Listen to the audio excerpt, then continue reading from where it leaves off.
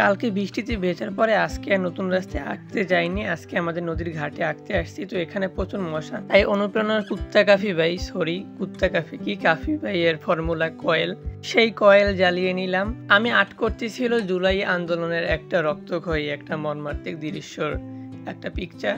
তো এই পিকচারটা হলো ওই পিকচারটা যেটা একটা রিস্কায় করে একটা লোককে নিয়ে যাওয়া হচ্ছিল, মানে একটা আহত স্টুডেন্টকে নিয়ে যাওয়া হচ্ছিল। তো সেই পিকচারটা আমি এখানে ফুটিয়ে তোলার চেষ্টা করতেছি।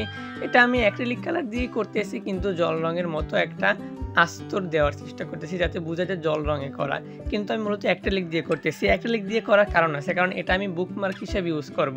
তো এখানে যদি আমি জল রং দিয়ে করি তাহলে আমি বার্নিশ করতে পারবো না। আর বার্নিশ না করলে যখন আমি বই পড়ার সময় বারবার এই বুকমার্কটাকে ধরবো তখন আমার আর্টটা নষ্ট হয়ে যাবে। আর কোনো প্রকার পানি টানি পড়লেও কিন্তু আমার আর্টটা নষ্ট হয়ে যাওয়ার সম্ভাবনা আছে। এই জন্য একটু পানি বেশি নিয়ে অ্যাক্রিলিক দিয়ে করতেছি, কিন্তু দেখাইতেছে জল রঙের মতো। এখন আসি যে এটা আমি বুকমার্কে কেন আর্ট করতেছি। এটা যদি আমি একটা ক্যানভাসে বা বড় প্যাডেও আর্ট করতে পারতাম।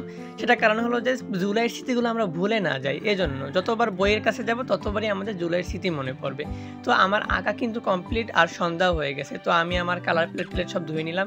এর ভিতরে দেখি বাচ্চারা খেলাধুলো করে গোসল করার জন্য নদীতে চলে আসছে। তো আমার আঁকা কমপ্লিট। তো আমি এখন বাসার দিকে যাব। তো এটা হলো আমার আর্টের ফাইনাল লুক। কী রকমের হলো অবশ্যই জানাবে। ভালো লেগে থাকলে একটা ছোট্ট করে সাবস্ক্রাইব করে দিও।